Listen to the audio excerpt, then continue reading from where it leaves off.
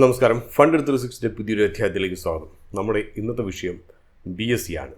എന്തുകൊണ്ടാണ് ഈ BSc നമ്മൾ ഇന്ന് എടുത്തതെന്ന് വെച്ച് കഴിഞ്ഞാൽ, ഒരു 2-3 ദിവസങ്ങൾക്ക് മുമ്പ് നമ്മൾ നമ്മുടെ കമ്മ്യൂണിറ്റിയിലൊക്കെ BScയുടെ റിട്ടേൺസിനെ കുറിച്ചൊക്കെ ചർച്ച ചെയ്തിരുന്നു.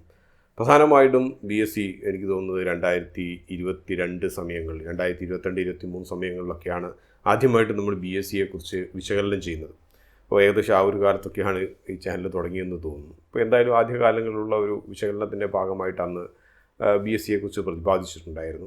അപ്പോൾ അന്നത്തെ കാലത്ത് അതിൻ്റെ വില ഏതാണ്ട് അഡ്ജസ്റ്റഡ് പ്രൈസ് പറയുകയാണെങ്കിൽ എനിക്ക് തോന്നുന്നത് ഒരു 200 രൂപയുടെ താഴെയൊക്കെ ഉണ്ടായിരുന്നുള്ളൂ എന്നാണ് തോന്നുന്നത്. അപ്പോൾ അതിനുശേഷം നമ്മൾ കാലങ്ങളായിട്ട് പലപ്പോഴായിട്ട് BScയെ നമ്മൾ റെക്കമെൻഡ് ചെയ്തിട്ടുണ്ടായിരുന്നു. നമ്മൾ അതിനെക്കുറിച്ച് എനിക്ക് തോന്നുന്നത് 2 വർഷം മുമ്പൊക്കെ നമ്മളൊരു വീഡിയോയും ചെയ്തിട്ടുണ്ടായിരുന്നു BScയെ കുറിച്ച്. പ്രത്യേകിച്ച് BScയുടെ സ്റ്റാർ എന്ന് പറയുന്ന മ്യൂച്വൽ ഫണ്ട് പ്ലാറ്റ്ഫോം റീവാമ്പ് ചെയ്യുന്നു പുതിയ CEOയുടെ നേതൃത്വത്തിൽ എന്നൊക്കെ ഉള്ളത്, ചെയർമാൻ്റെ നേതൃത്വത്തിൽ എന്നൊക്കെ ഉള്ളത് പറഞ്ഞു കേട്ടപ്പോൾ അതിനെക്കുറിച്ചൊക്കെ നമ്മളൊരു വീഡിയോ ചെയ്തായിരുന്നു. അന്ന് അതിനെക്കുറിച്ച് നമ്മളൊരു SWOT അനാലിസിസ് ഒക്കെ ചെയ്തിരുന്നു. അപ്പോൾ അതിനും ഈ പറഞ്ഞ പോലെ കുറേ പേർ ആ ഭാഗം ആയിട്ട് എൻ്റർ ചെയ്തിട്ടുണ്ടായിരുന്നു. അതേപോലെ നമ്മുടെ കമ്മ്യൂണിറ്റിയുള്ളവരും പലരും BSc എൻ്റർ ചെയ്തിട്ടുണ്ടായിരുന്നു. അപ്പോൾ അടുത്ത കാലത്ത് നമ്മൾ അതായത് ഈ BScയെ കുറിച്ച് കുറച്ച് ചിന്തിക്കേണ്ട ഒരു ആവശ്യം വന്നത് എന്തുകൊണ്ടാണെന്ന് വെച്ച് കഴിഞ്ഞാൽ NSEയുടെ IPO അതിൻ്റെ അന്തിമഘട്ടത്തിലേക്ക് എത്തി നിൽക്കുന്നു എന്നുള്ളതുകൊണ്ടാണ്.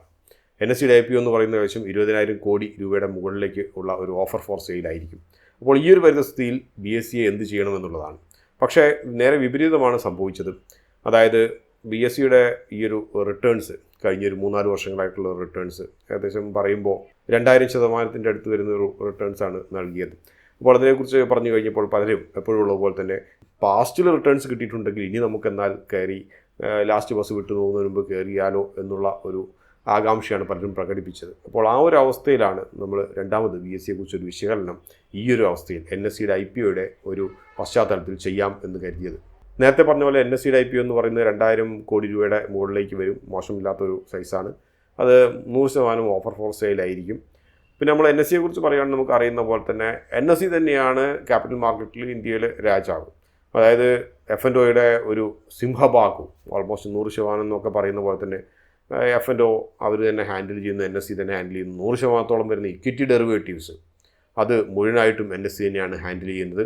കൂടാതെ ഇതിനു മുമ്പുള്ള ഒരു NSE ട്രാൻസ്ക്രിപ്റ്റ്സിൻ്റെ അകത്ത് ക്വാർട്ടർലി ട്രാൻസ്ക്രിപ്റ്റിൻ്റെ അകത്ത് പറഞ്ഞിട്ടുണ്ടായിരുന്ന ഒരു കാര്യമെന്ന് വെച്ചാൽ NSEയെ സംബന്ധിച്ച് 10 മില്യൺ ട്രേഡ് എക്സിക്യൂട്ട് ചെയ്യാനും 1 ബില്യൺ ട്രേഡ് എക്സിക്യൂട്ട് ചെയ്യാനും വേണ്ടിയിട്ട് ഉള്ള ചിലവ് അത് ഏകദേശം ഒന്ന് തന്നെയാണെന്ന്.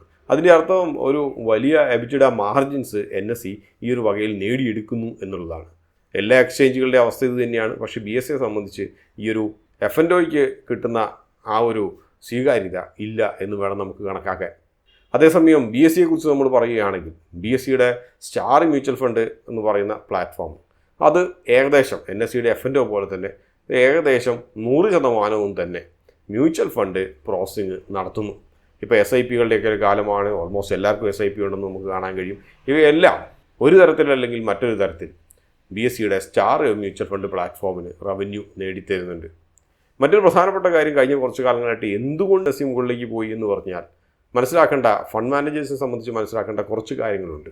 ഒന്നാമത്തെ കാര്യം, ഒരു സെക്ടറിൻ്റെ അകത്ത് ആകെ ഒരു ഒറ്റ സ്റ്റോക്ക് മാത്രമായി കഴിഞ്ഞാൽ ഡൈവേഴ്സിഫിക്കേഷൻ്റെ ഭാഗമായിട്ട് ആ ഒരു ഒറ്റ സ്റ്റോക്ക് മാത്രം ആയിട്ട് തിരഞ്ഞെടുക്കേണ്ട ഒരു വലിയൊരു ബാധ്യത ഈ ഫണ്ട് മാനേജേഴ്സിന് വന്നു ചേരുന്നു എന്നർത്ഥം.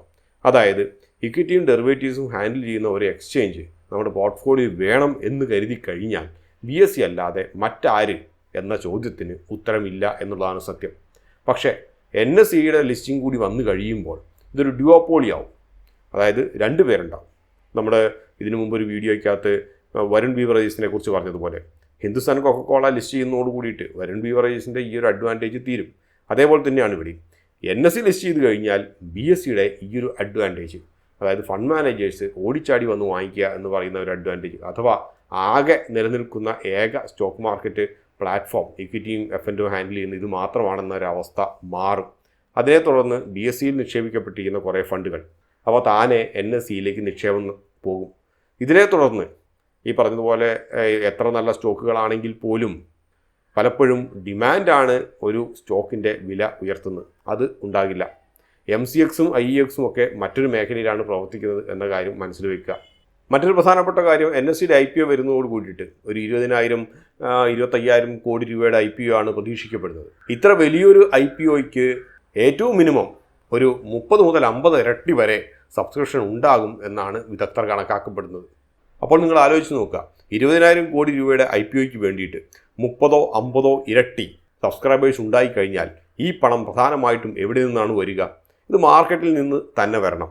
അതുകൊണ്ടാണ് നമ്മൾ LICയുടെ ലിസ്റ്റിങ്ങിൻ്റെ അല്ലെങ്കിൽ IPOയുടെ സമയത്ത് നമ്മൾ കണ്ടിട്ടുള്ള ഒരു കാര്യം, വലിയ IPOകൾ വരുമ്പോൾ പലപ്പോഴും മാർക്കറ്റ് അതിൻ്റെ മെറിറ്റിനെ കുറിച്ച് ബോധർ ചെയ്യാതെ ഇടിയുന്ന പ്രധാനപ്പെട്ട ഒരു പ്രതിഭാസം കണ്ടിട്ടുണ്ട്. മറ്റൊന്നും കൊണ്ടല്ല, ഒരു സെല്ലിംഗ് പ്രഷർ ഉണ്ടാകും. കാരണം IPOയ്ക്ക് അപ്ലൈ ചെയ്യാൻ വേണ്ടിയിട്ട് ഈ പണം വളരെയധികം പോകും. ആങ്കർ ഇൻവെസ്റ്റേഴ്സ് അല്ലാത്തവർ ബാക്കി എല്ലാവരും ഇവിടുന്ന് പണം എടുത്തിട്ട് ഒരു ബമ്പർ IPO വരികയാണെങ്കിൽ പോകുന്ന ഒരു സ്ഥിതിവിശേഷമാണ് നമ്മൾ കുറച്ച് കാലങ്ങളായിട്ട് കണ്ടിട്ടുള്ളത്. അപ്പോൾ അതുകൊണ്ട് തന്നെ ഈ ഒരു ലിക്വിഡിറ്റി ഡ്രെയിൻ, അതായത് മാർക്കറ്റിൽ നിന്നും പണം പോയി IPOയ്ക്ക് അപ്ലൈ ചെയ്യുക എന്ന് പറയുന്ന ലിക്വിഡിറ്റി ഡ്രെയിൻ ഉണ്ടാകാനുള്ള സാധ്യത വളരെ കൂടുതലുണ്ട് IPO NSE'd വരാൻ തുടങ്ങുന്ന സമയത്ത്. എന്തൊക്കെ പറഞ്ഞു കഴിഞ്ഞാലും BSEക്ക് ഇന്നത്തെ രീതിയിൽ ഒരു വലിയൊരു പ്രീമിയം ഉണ്ട് എന്നുള്ളൊരു സത്യമാണ്. PE ഏകദേശം 60ൻ്റെ മുകളിൽ നിൽക്കുന്നു. ഈ ഒരു മാർക്കറ്റ് തകർച്ചയിലും കാര്യമായിട്ട് ഒരു കർഷണവും നടന്നിട്ടില്ല. അതേസമയം NSE വരുന്ന കൂടി നേരത്തെ പറഞ്ഞതുപോലെ ഫണ്ട് മാനേജേഴ്സിന് ഒരു ഓപ്ഷൻ കൂടി ഉണ്ടാകും. വലിയൊരു അളവ് വരെ BSEയുടെ വില കുറയാനുള്ള ഒരു സാധ്യത ഉണ്ട്. ഇത് പ്രധാനമായിട്ടും ഒരു ഇൻസ്റ്റിറ്റ്യൂഷണൽ ക്യാപിറ്റൽ റൊട്ടേഷൻ കൊണ്ട് സംഭവിക്കുന്ന ഒരു കാര്യമാണ്, ഫണ്ടമെന്റൽസിനെ ബാധിക്കുന്ന കാര്യമല്ല. പ്രധാനപ്പെട്ട ഒരു കാര്യം എന്ത് ചെയ്യണം എന്നുള്ളതാണ്. ഈ ഒരു അവസ്ഥയിൽ നമ്മൾ എൻട്രി ചെയ്യണോ വേണ്ടിയോ എന്നുള്ളതാണ്. NSEയുടെ IPO ഡ്രാഫ്റ്റ് റെഡ് അറൈൻ പ്രോസ്പെക്ട്സും ഓഫർ ഫോർ സെയിലിന് വേണ്ടിയിട്ടുള്ള കത്തുകളും ഒക്കെ ഓൾറെഡി അതിൻ്റെ ഷെയർസ് ഹോൾഡ് ചെയ്യുന്നവർക്ക് വന്നിട്ടുണ്ടാകും, പലരുടെയും കയ്യിലൊക്കെ എത്തിയിട്ടുണ്ടാകും. അപ്പോൾ അതുകൊണ്ട് അതിൻ്റെ അവസാന കാലങ്ങളിലാണ്, IPOയുടെ ഘട്ടങ്ങളുടെ അവസാന കാലങ്ങളിലാണ് എന്ന് വേണം നമുക്ക് കരുതാൻ വേണ്ടിയിട്ട്. ഏതൊരു സമയത്തും ഒരു IPO ഫൈനലൈസ് ചെയ്ത് ഡേറ്റ്സ് ഒക്കെ ഫൈനലൈസ് ചെയ്യാനുള്ളൊരു സാധ്യത മുന്നിൽ നിൽക്കുന്നു. അപ്പോൾ ആ ഒരു സമയം മുതൽ BSEയിൽ നിന്നുള്ള ഒരു പണം വിഡ്രോവൽ ചെയ്യൽ ഉണ്ടാകുമെന്നാണ് നമുക്ക് പ്രതീക്ഷിക്കേണ്ടത്. അപ്പോൾ അതുകൊണ്ട് തന്നെ അധികം റിസ്ക് എടുക്കാൻ താല്പര്യമില്ലാത്തവരാണെങ്കിൽ ഈ ഒരു ഘട്ടത്തിൽ നിങ്ങളുടെ പണം BSEയിൽ നിക്ഷേപിക്കുന്നതിന് പകരം കയ്യിൽ പണമായിട്ട് സൂക്ഷിക്കുന്നതായിരിക്കും നല്ലത്. NSEയുടെ IPOയ്ക്ക് വേണമെങ്കിൽ നിങ്ങൾക്ക് HNIയിലോ അല്ലെങ്കിൽ റീറ്റെയിൽ സെഗ്മെൻറ്റിൻ്റെ അകത്ത് നിങ്ങൾക്ക് നിക്ഷേപിക്കാൻ വേണ്ടി ശ്രമിക്കാം. കിട്ടാനുള്ള സാധ്യതകൾ വളരെ കുറവാണ്. പക്ഷേ എങ്കിൽ പോലും ലിസ്റ്റിങ്ങിന് ശേഷം വേണമെങ്കിൽ ഒരു കൈ പയറ്റാവുന്നതാണ്. BSEയും അതുപോലെ തന്നെ ഈ ഒരു IPO വന്നു കഴിഞ്ഞാൽ ഈ പറഞ്ഞ ഒരു പ്രീമിയം പ്രൈസിംഗ് എന്ന് പറയുന്നത് ഒരു 60-65 PE എന്ന് പറയുന്നതിൻ്റെ അകത്തുനിന്ന് ഒരു 40-45 PEയിലേക്ക് വരാനുള്ളൊരു സാധ്യത വളരെ കൂടുതലുണ്ട്. ആ ഒരു സമയത്ത് ഇത് വാങ്ങിച്ചു കഴിഞ്ഞാൽ അത് നിങ്ങൾക്ക് ഒരു ദീർഘകാലത്തേക്ക് ഉപയുക്തമായിട്ടുള്ള ഒരു സ്റ്റോക്കായിരിക്കും. 2022-23 കാലഘട്ടങ്ങളിൽ നമ്മൾ ഈ ഒരു സ്റ്റോക്കിനെ കുറിച്ച് അനലൈസ് ചെയ്യുമ്പോഴോ അല്ലെങ്കിൽ 2024 നമ്മൾ ഈ സ്റ്റോക്കിനെ കുറിച്ച് അനലൈസ് ചെയ്യുമ്പോഴോ IPO എന്ന് പറയുന്നത് വളരെ ദൂരെയുള്ള ഒരു കാര്യമായിരുന്നു NSEയുടെ. അതുകൊണ്ട് നമ്മൾ BSEയെക്കുറിച്ച് യാതൊരു റിസ്ക്കും നമ്മൾ കാര്യമായിട്ട് കണ്ടിട്ടില്ലായിരുന്നു. ആകെയുള്ള ഒരു വോള്യൂം റിസ്ക് മാത്രമേ ഉള്ളായിരുന്നു. ഒരു മാർക്കറ്റിലെ ഒരു മോണോപോളി എന്ന രീതിയിലാണ് കരുതിയിരുന്നത്.